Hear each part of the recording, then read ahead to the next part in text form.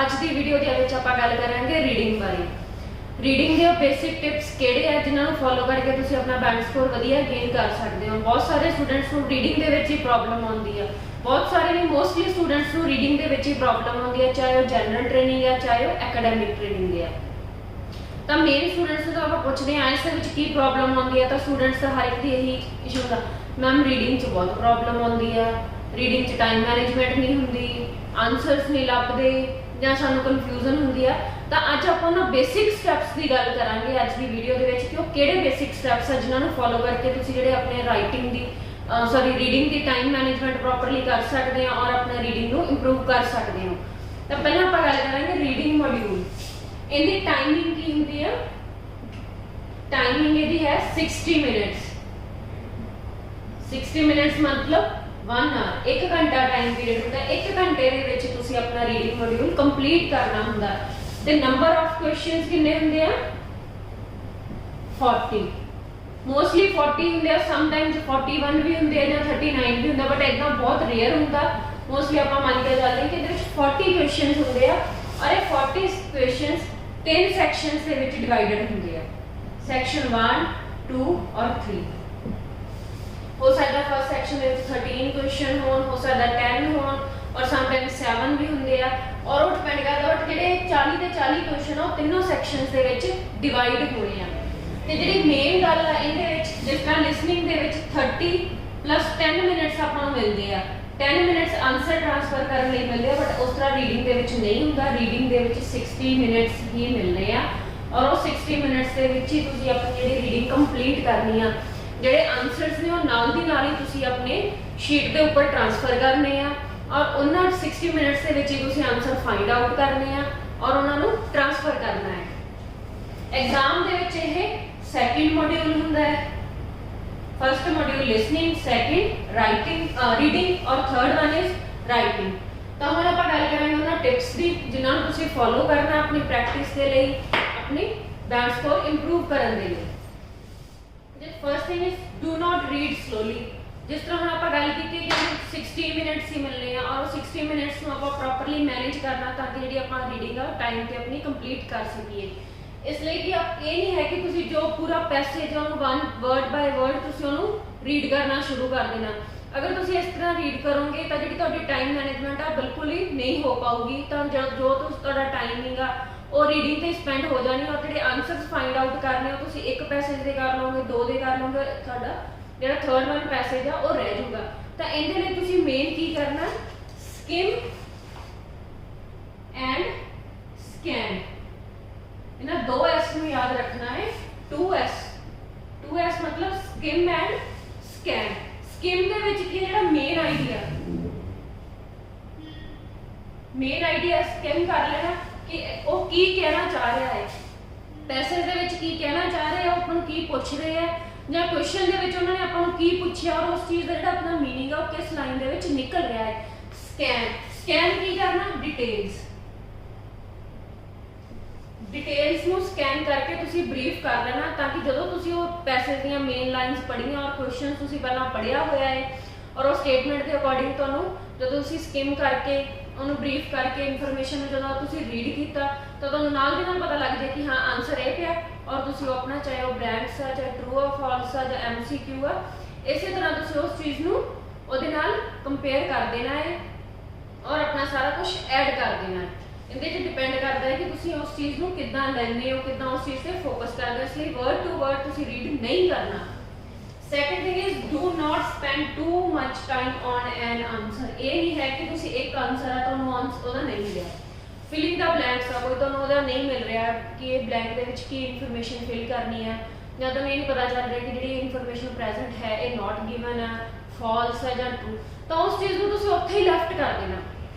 ਉੱਥੇ ਲੈਫਟ ਕਰਨ ਦਾ ਬੈਨੀਫਿਟ ਤੁਹਾਨੂੰ ਇਹ ਹੋਊਗਾ ਕਿ ਜਿਹੜੀ ਤੁਸੀਂ ਆਪਣੀ ਰਾਈਟਿੰਗ ਆ ਅਗਰ ਤੁਸੀਂ 55 ਮਿੰਟਸ ਦੇ ਵਿੱਚ ਕੰਪਲੀਟ ਕਰ ਲਈ ਆ ਤਾਂ ਤੁਹਾਡੇ ਕੋਲ 5 ਮਿੰਟਸ ਰਹਿ ਗਏ ਕਿ ਜਿਹੜਾ ਤੁਹਾਡਾ ਆਨਸਰ ਆ ਤੁਸੀਂ ਉਸ ਚੀਜ਼ ਨੂੰ ਦੁਬਾਰਾ ਉੱਤੇ ਫੋਕਸ ਕਰਕੇ ਔਰ ਉਸ ਚੀਜ਼ ਨੂੰ ਤੁਸੀਂ ਦੁਬਾਰਾ ਕੰਪਲੀਟ ਕਰ ਲਓ। ਇਹ ਨਹੀਂ ਹੈ ਕਿ ਤੁਸੀਂ ਇੱਕ ਹੀ ਆਨਸਰ ਲੈ ਕੇ ਬੈਠੇ ਹੋ ਉਹਦੇ ਲਈ ਤੁਸੀਂ 20 ਮਿੰਟ ਖਰਾਬ ਕਰਤੇ ਆ ਔਰ ਉਹਦੇ ਕਰਕੇ ਜਿਹੜੇ ਤੁਹਾਡੇ ਨੈਕਸਟ 30 ਕੁਐਸਚਨ ਆ ਜਾਂ 35 ਆ ਜਾਂ 20 ਕੁਐਸਚਨਸ ਪਏ ਆ ਉਹਨਾਂ ਨੂੰ ਤੁਸੀਂ ਦਾਅ ਤੇ ਲਗਾ ਦਿਓ। ਇਦਾਂ ਨਹੀਂ ਕਰਨਾ। अगर तुहानू जल्दी आंसर नहीं मिलता तो तुसीं वो आंसर नू छड्ड के उत्थे टिक कर लो और वो ब्लैंक नू छड्ड के तुसीं अगे मूव कर जाओ। अगे मूव करने नाल ये कि तुहाडी रीडिंग टाइम से कंप्लीट हो जूगी। अगर तुसीं नहीं कर सकते इदां तो तुसीं अपना अंडरलाइन करो और उन्होंने कर उत्थे ही रहन दो कि हाँ अगर तुहानू डाउट लगता। और डाउट क्लीयर करने के चक्कर च ये नहीं है कि तुसीं जिहड़ी अपनी पिछे वाली रीडिंग सारी खराब कर लेनी है। टाइम मैनेजमेंट बहुत जरूरी है रीडिंग में। Third one is spend less time on earlier questions. Earlier question मतलब सेक्शन 1 कोशिश करना जो सेक्शन 1 ईजी होगा मोस्टली और ट्राई करना है कि सेक्शन 1 ਦੇ ਤੁਸੀਂ ਘੱਟ ਤੋਂ ਘੱਟ टाइम लगाओ। जिस 3 ਸੈਕਸ਼ਨ ਆ ਉੱਤੇ ਆਪਾਂ ਜੇ ਵੇਖਿਆ ਜਾਵੇ ਤਾਂ 20 ਮਿੰਟਸ नो ਤੁਸੀਂ ਇਦਾਂ ਨਹੀਂ ਕਰਨਾ। ਟਰਾਈ ਕਰੋ ਕਿ ਜਿਹੜਾ ਸੈਕਸ਼ਨ 1 ਆ ਉਹ 15 to 17 ਮਿੰਟਸ ਦੇ ਵਿੱਚ ਤੁਸੀਂ ਕੰਪਲੀਟ ਕਰ ਦਿਓ। ਇਹਦੇ ਨਾਲ ਬੈਨੀਫਿਟ ਤੁਹਾਨੂੰ ਇਹ ਹੋਊਗਾ कि अगर तुसी फर्स्ट सैक्शन 15 मिनट ਦੇ ਵਿੱਚ ਹੀ ਕੰਪਲੀਟ ਕਰ ਲਿਆ, ਜਿਹੜੇ ਉਹਦੇ 5 ਮਿੰਟ ਬਚ ਗਏ ਆ ਉਸ ਚੀਜ਼ ਨੂੰ ਤੁਸੀਂ ਅੱਗੇ ਜਿਹੜਾ ਸੈਕਿੰਡ ਮੰਨ ਲਓ ਜਿਹੜਾ ਸੈਕਿੰਡ ਸੈਕਸ਼ਨ ਆ ਉਹ ਟਫ ਆ ਗਿਆ ਜਾਂ ਤੁਹਾਨੂੰ ਉਸ ਸੈਕਸ਼ਨ ਦੇ ਵਿੱਚ ਪ੍ਰੋਬਲਮ ਆ ਕੁਐਸਚਨ ਜੀ ਉਸ ਤਰ੍ਹਾਂ ਦੇ ਆ ਗਏ ਕਿ ਤੁਹਾਨੂੰ ਸਮਝ ਨਹੀਂ ਆ ਰਹੀ ਤਾਂ ਉਹ ਜਿਹੜੇ ਸੈਕਸ਼ਨ ਉਹ 15 ਮਿੰਟਸ ਜਿਹੜਾ ਜਾਂ 17 ਮਿੰਟਸ ਤੁਸੀਂ ਸਪੈਂਡ ਕੀਤੇ ਆ 2 ਮਿੰਟ 3 ਮਿੰਟ ਜਾਂ 5 ਮਿੰਟ ਜਿਹੜੇ ਉਹਦੇ ਬਚੇ ਉਹ ਤੁਹਾਡੇ ਨੈਕਸਟ ਅੱਗੇ ਐਡ ਹੋ ਜਾਣਗੇ ਤਾਂ ਤੁਸੀਂ ਜਿਹੜਾ ਦੂਸਰੇ ਨੈਕਸਟ ਸੈਕਸ਼ਨਸ ਆ ਉਹਨਾਂ ਨੂੰ ਪ੍ਰੋਪਰਲੀ ਤੁਸੀਂ ਅਟੈਂਪਟ ਕਰ ਸਕਦੇ ਹੋ। ਫॉर एग्जांपल ਤੁਸੀਂ ਇਹਦੇ ਤੇ 25 ਮਿੰਟਸ ਲਗਾਤੇ ਸੈਕਸ਼ਨ 1 ਤੇ 25 ਮਿੰਟਸ ਲਗਾਤੇ ਔਰ ਕੀ ਆ ਜਿਹੜਾ ਨੈਕਸਟ ਵਾਲਾ ਸੈਕਸ਼ਨ ਆ ਉਸ ਤੋਂ ਬਾਅਦ ਡਿਫਿਕਲਟ ਆ ਤਾਂ ਇਹਦੇ ਨਾਲ ਕੀ ਹੋ ਸਕਦਾ ਤੁਹਾਡਾ ਜਿਹੜਾ ਲਾਸਟ ਵਾਲਾ ਸੈਕਸ਼ਨ ਆ ਪੂਰਾ ਹੀ ਰਹਿ ਜੇ ਤੁਸੀਂ ਉਹ ਕੰਪਲੀਟ ਹੀ ਨਾ ਕਰ ਪਾਓ। ਤਾਂ ਉਹਦੇ ਨਾਲੋਂ ਬੈਟਰ ਹੈ ਕਿ ਜਿਹੜੇ ਪਹਿਲਾਂ ਵਾਲੇ ਕੁਐਸਚਨਸ ਆ ਉਹਨਾਂ ਨੂੰ ਘੱਟ ਟਾਈਮ ਦਿਓ। अगर तुहानू लगता है कि हाँ भी मेरा टाइम 20 मिनट्स ओवर हो गया और मैं सैक्शन 1 थी तो उन्होंने उत्थे छड्ड दो सैक्शन 2 ते मूव कर दो। हो सकता है सैक्शन 2 ईजी होवे और वो तुसीं जल्दी खत्म कर लो तो जिहड़ा उहदा टाइम बचिया लास्ट ते तुसीं ओवरऑल जदों तुहाडा मान लो 55 मिनट्स दे विच जां 50 मिनट्स से तुसीं रीडिंग कर रही हो और जिहड़े सैक्शन 1 दे क्वेश्चंस बचे आ उस टाइम दे विच तुसीं उहदे नाल मैनेज करके अपने जिहड़े आंसर अटैम्प्ट कर सकदे हो।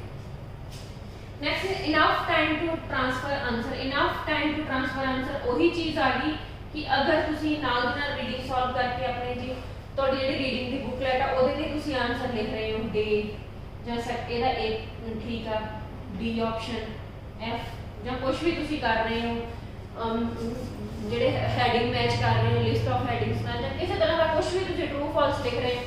फॉर एग्जांपल तुसी ट्रू फॉल्स कर रहे हो तो नाल तुसी लिख लिया ट्रू आ ये नॉट गिवन आ गया ट्रू आ गया फॉल्स आ गया। तो अगर तुसी उत्थे टाइम इन्ना वेस्ट कर दोगे तो तुहानू की आंसर ट्रांसफर करने लिए इनफ टाइम नहीं बचूगा क्योंकि ये की होंगे कि जो तुहानू आंसर ट्रांसफर करने को एक्सट्रा टाइम नहीं मिलना उस टाइम के ही तुसी मैनेज करके आंसर नाल दी नाल ट्रांसफर करने हो। अगर तुसी नाल दी नाल ट्रांसफर नहीं करने तो कोशिश करनी है कि हर सैक्शन के विचों तुसी एक अद्धा मिनट या 2 मिनट तुसी जरूर बचाओ ताकि जिहड़ा तुसी बुकलेट के विचों प्रॉपरली जिहड़े अपने आंसर आ उन्होंने मूव कर सको। ये नहीं है कि तुसी जल्दी जल्दी दे विच कर रहे हो तो तुसी ऊपर नीचे करता थर्ड का आंसर 4th ते लिखता 4th वाला तुसी अगे 5th ते लिखता तो उहदे नाल की है लास्ट दे जदों तुसी फिर जदों रब करके तुसी दोबारा लिखोगे इरेज करन ते भी टाइम लगना उन्ने टाइम तुहाडा टाइम ओवर हो जाना और तुहाडा की है जिहड़ा सारी कीती गई मेहनत ते पानी फिर जाना। इस तरह नहीं करना जिहड़ा टाइम का अपना पूरा ध्यान रखना। नैक्सट स्टैप हुण आपां गल करांगे वर्ड लिमिट इंस्ट्रक्शंस की। ये चीज़ बहुत मैटर करती है। ये चीज़ कल आप लिसनिंग वाली वीडियो के भी गल की थी कि वर्ड लिमिट बहुत जरूरी है।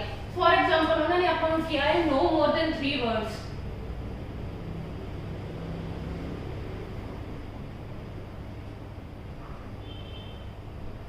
उन्हें फिलिंग द ब्लैंक्स आ फिलिंग द ब्लैंक्स के विच तुसी 3 वर्ड तो ज़्यादा नहीं लिखना। उत्थे तुसी लिखता द नंबर ऑफ आवर्स या द नंबर ऑफ डेज तो ये कितने वर्ड बन गए 1 2 3 4 तो आंसर गलत हो जाएगा। इत्थे जिहड़ा आंसर आऊगा नंबर ऑफ आवर्स।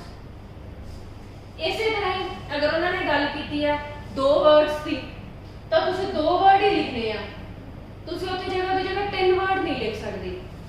अगर तुसी 3 वर्ड्स लिखोगे तो तुहाडी वो फिलिंग द ब्लैंक्स आ वो गलत हो जाएगी। अगर उन्होंने 1 वर्ड की गल की है no more than 1 word only 1 word उत्थे अगर तुसी डे लिखिया उत्थे ए डे लिखता ये 2 वर्ड हो गए ये चीज़ गलत हो जानी डे। हुण इहदे विच इह कन्फ्यूजन आउंदी है जिस तरह उत्थे उन्होंने गल की सन in law sun in law ਕਿ ਇਹ ਤਾਂ 3 ਵਰਡ ਬਣ ਗਏ, नो ਇਹ ਸਿੰਗਲ ਵਰਡ ਹੀ ਆ ਕਿਉਂਕਿ ਇਹ ਕੋਈ ਰਿਲੇਸ਼ਨ ਨੂੰ ਦੱਸ ਰਿਹਾ। ਮਦਰ ਇਨ ਲਾ, ਬ੍ਰਦਰ ਇਨ ਲਾ, ਇਹਦੇ ਵਿੱਚ ਹਾਈਫਨ ਪੈ ਗਿਆ, ਸਨ ਇਨ ਲਾ, ਇਟ ਮੀਨਸ ਕੀ ਹੈ ਇਹ ਦੋ ਸੌਰੀ ਇੱਕ ਹੀ ਵਰਡ ਹੈ, ਇਹ 3 ਵਰਡ ਨਹੀਂ ਹੈ। ਫॉर एग्जांपल ਕੋਆਪਰੇਸ਼ਨ, ਇਹ ਵੀ ਸਿੰਗਲ ਵਰਡ ਆ। ਤਾਂ ਇਹਨਾਂ ਚੀਜ਼ਾਂ ਦੇ ਵਿੱਚ ਤੁਸੀਂ ਕਨਫਿਊਜ਼ਨ ਨਹੀਂ ਹੋਣਾ ਕਿਉਂਕਿ ਇਹ ਜਿਹੜੀ ਕਨਫਿਊਜ਼ਨ ਆ ਸਟੂਡੈਂਟਸ ਨੂੰ ਬਹੁਤ ਜ਼ਿਆਦਾ ਹੁੰਦੀ ਹੈ ਕਿ ਅਗਰ ਮੈਂ ਉੱਥੇ ਵਰਡ ਲਿਖੂੰਗਾ ਤਾਂ ਉਹ 3 ਵਰਡ ਹੋ ਗਏ ਆ ਔਰ ਉੱਥੇ ਉਹਨਾਂ ਨੇ ਕਿਹਾ ਕਿ ਓਨਲੀ 1 ਵਰਡ ਲਿਖਣਾ ਹੈ ਜਾਂ ਕੁਝ ਵੀ ਆ। ਉਦਾਂ ਤੁਸੀਂ ਕਨਫਿਊਜ਼ ਨਹੀਂ ਹੋਣਾ। ਜਿਹੜੇ ਵਰਡਸ ਦੇ ਵਿੱਚ ਹਾਈਫਨ ਪੈਂਦਾ ਹੈ ਤਾਂ ਉਹ ਇੱਕ ਵਰਡ ਹੀ ਕੰਸੀਡਰ ਹੁੰਦਾ, ਚਾਹੇ ਉਹ 3 ਵਰਡਸ ਨੂੰ ਜੋੜ ਕੇ ਬਣਦਾ ਜਾਂ ਉਹ 2 ਵਰਡਸ ਨੂੰ। ਤਾਂ ਇਹਨਾਂ ਇੰਸਟਰਕਸ਼ਨਸ ਦਾ ਤੁਸੀਂ ਬਹੁਤ ਧਿਆਨ ਰੱਖਣਾ। ਵਰਡ ਲਿਮਿਟ ਇੰਸਟਰਕਸ਼ਨਸ ਬਹੁਤ ਜ਼ਰੂਰੀ ਹੈ ਰੀਡਿੰਗ ਦੇ ਵਿੱਚ, ਤਾਂ ਉਸ ਚੀਜ਼ 'ਤੇ ਤੁਸੀਂ ਪ੍ਰੋਪਰਲੀ ਫੋਕਸ ਕਰਨਾ। Next one is spelling. Spelling must ਆਪਾਂ ਨੂੰ ਪਤਾ ਕਿ ਅਗਰ ਆਪਾਂ ਕਿਸੇ ਚੀਜ਼ ਦਾ ਸਪੈਲਿੰਗ ਗਲਤ ਲਿਖਦੇ ਹਾਂ ਤਾਂ ਉਹ ਚੀਜ਼ ਗਲਤ ਹੀ ਹੋਊਗੀ ਔਰ ਤੁਹਾਡੇ ਮਾਰਕਸ ਡਿਡਕਟ ਕਰੂਗੀ। ਇਹ ਚੀਜ਼ ਕਦੋਂ ਹੁੰਦੀ ਹੈ? ਜਦੋਂ ਤੁਸੀਂ ਪ੍ਰੋਪਰਲੀ ਟਾਈਮ ਮੈਨੇਜਮੈਂਟ ਨਹੀਂ ਕਰਦੇ। ਜਦੋਂ ਤੁਸੀਂ ਨਾਲ ਦੀ ਨਾਲ ਆਪਣੀ ਰੀਡਿੰਗ ਬੁਕਲੇਟ ਤੇ ਆਨਸਰ ਲਿਖ ਲਿਆ ਔਰ ਲਾਸਟ ਵਿੱਚ ਤੁਹਾਡੇ ਕੋਲੇ ਟਾਈਮ ਨਹੀਂ ਬਚਿਆ ਔਰ ਜਲਦੀ ਜਲਦੀ 'ਚ ਤੁਸੀਂ ਕੀ ਆਪਣਾ ਆਨਸਰ ਟ੍ਰਾਂਸਫਰ ਕਰਨ ਲੱਗ ਜਾਂਦੇ ਹੋ ਔਰ ਆਨਸਰ ਟ੍ਰਾਂਸਫਰ ਕਰਦੇ ਟਾਈਮ ਕੀ ਆ ਸਪੈਲਿੰਗ ਮਿਸਟੇਕ ਹੁੰਦੀ ਆ। ਤਾਂ ਇਸੇ ਲਈ ਮੈਂ ਕਿਹਾ ਕਿ ਜਿਹੜੇ ਪਹਿਲਾਂ ਵਾਲੇ ਕੁਐਸਚਨਸ ਆ ਉਹਨਾਂ ਨੂੰ ਜਲਦੀ ਖਤਮ ਕਰਨਾ ਔਰ ਤਾਂ ਕਿ ਜਿਹੜੇ ਤੁਹਾਨੂੰ ਆਨਸਰ ਟ੍ਰਾਂਸਫਰ ਕਰਨ 'ਚ ਜਾਂ ਕਿਸੇ ਤਰ੍ਹਾਂ ਦੀ ਕੋਈ ਹੋਰ ਪ੍ਰੋਬਲਮ ਨਾ ਆਵੇ। ਤਾਂ ਦੂਸਰੀ ਗੱਲ ਕੀ ਹੈ, ਹੈਂਡ ਰਾਈਟਿੰਗ ਤੁਹਾਡੀ ਕਲੀਅਰ ਹੋਣੀ ਚਾਹੀਦੀ ਹੈ। ਇਹ ਨਹੀਂ ਹੈ ਕਿ ਤੁਸੀਂ ਆਪਣਾ ਹੈਂਡ ਰਾਈਟਿੰਗ ਕਲੀਅਰ ਨਹੀਂ ਹੈ ਤਾਂ ਐਗਜ਼ਾਮੀਨਰ ਨੂੰ ਸਮਝ ਨਹੀਂ ਆ ਰਹੀ ਜਾਂ ਕੁਝ ਵੀ ਆ, ਤਾਂ ਇਹਦੇ ਲਈ ਤੁਸੀਂ ਕੀ ਕਰਨਾ ਕਿ ਜੋ ਵੀ ਸਾਰਾ ਕੁਝ ਤੁਸੀਂ ਲਿਖਣਾ ਉਹ ਕੈਪੀਟਲ ਵਰਡਸ ਦੇ ਵਿੱਚ ਲਿਖਣਾ। ਇੱਕ ਤਾਂ ਕੀ ਹੈ ਕਿ ਉਹ ਵਰਡ ਕਲੀਅਰ ਹੋਊਗਾ, ਇੱਕ ਇੱਕ ਵਰਡ ਹੋਊਗਾ। ਬਾਕੀ ਜਦੋਂ ਤੁਸੀਂ ਵਰਡ ਲਿਖਣਾ ਹੈ ਕੰਪਲੀਟਲੀ, ਠੀਕ ਹੈ, ਤਾਂ ਉਹਦੇ ਵਿੱਚ ਜਿੱਦਾਂ ਤੁਸੀਂ ਲਿਖਿਆ ਏ, ਇਹਦੇ ਵਿੱਚ ਦੋਨੋਂ ਵਰਡਸ ਦੇ ਵਿੱਚ ਸਪੇਸ ਹੋਣੀ ਚਾਹੀਦੀ ਆ ਤਾਂ ਕਿ ਜਿਹੜੀ ਕਿ ਉਹ ਕਲੀਅਰਲੀ ਵਿਜ਼ੀਬਲ ਹੋਵੇ, ਆਪਾਂ ਨੂੰ ਸਮਝ ਲੱਗੇ, ਪਤਾ ਲੱਗੇ ਕਿ ਇਹ 2 ਵਰਡ ਲਿਖੇ ਹੋਏ ਆ। ਇਹ ਨਹੀਂ ਹੈ ਕਿ ਤੁਸੀਂ ਨਾਲ ਦੀ ਨਾਲ ਹੀ ਲਿਖਤਾ, ਸਮਝ ਹੀ ਨਹੀਂ ਆਇਆ ਕੁਝ। ਤਾਂ ਪ੍ਰੋਪਰ ਸਪੈਲਿੰਗ ਦਾ ਤੁਸੀਂ ਧਿਆਨ ਰੱਖਣਾ। ਇੱਕ ਦੂਸਰੀ ਗੱਲ ਇਹ ਹੈ ਕਿ ਤੁਸੀਂ ਸ਼ਾਰਟ ਫਾਰਮ ਕੋਈ ਨਹੀਂ ਯੂਜ਼ ਕਰਨੀ। ਮੰਨ ਲਓ ਤੁਸੀਂ ਆਰ ਲਿਖਿਆ, ਇਹ ਤੁਸੀਂ ਨੂੰ ਪੂਰਾ ਲਿਖਣਾ, ਇਹ ਨਹੀਂ ਹੈ ਇਦਾਂ ਪਾਣਾ। ਈਅਰ ਪਾਣਾ ਪੂਰਾ YEAR 1 नो, ਇਦਾਂ ਨਹੀਂ ਕਰਨਾ। ਪੂਰਾ ਕੰਪਲੀਟ ਆਪਣਾ ਜਿਹੜਾ ਪੂਰੇ ਫੁੱਲ ਸਪੈਲਿੰਗ ਲਿਖਣੀ ਹੈ, ਸ਼ਾਰਟ ਫਾਰਮਸ ਨਹੀਂ ਯੂਜ਼ ਕਰਨੀਆਂ। ਤਾਂ ਇਹ ਚੀਜ਼ਾਂ ਸਪੈਲਿੰਗ ਦੇ ਵਿੱਚ ਤੁਹਾਡੀਆਂ ਬਹੁਤ ਮੈਟਰ ਕਰਦੀਆਂ। ਨੈਕਸਟ ਚੀਜ਼ ਇਜ਼ ਗ੍ਰਾਮਰ।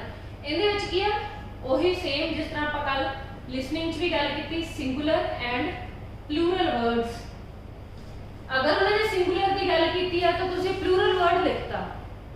ਤੇ ਤੁਸੀਂ ਕਾਉ ਲਿਖਿਆ, ਉੱਥੇ ਆਉਣਾ ਕਾਉ ਸੀ, ਉਹ ਚੀਜ਼ ਗਲਤ ਹੋ ਜੂਗੀ ਕਿਉਂਕਿ ਉਹਨਾਂ ਨੇ ਗੱਲ ਜ਼ਿਆਦਾ ਨਹੀਂ ਕੀਤੀ ਹੈ ਤਾਂ ਤੁਸੀਂ ਉੱਥੇ ਸਿੰਗਲ ਦੀ ਗੱਲ ਕਰਤੀ ਆ ਤਾਂ ਉਹ ਚੀਜ਼ ਤੁਹਾਡੀ ਗਲਤ ਆ। ਇਸ ਲਈ ਤੁਸੀਂ ਧਿਆਨ ਰੱਖਣਾ ਕਿ ਇੱਥੇ ਸਿੰਗੂਲਰ ਵਰਡ ਹੈ ਆਉਣਾ ਹੈ ਜਾਂ ਇੱਥੇ ਪਲੂਰਲ ਆਉਣਾ ਹੈ।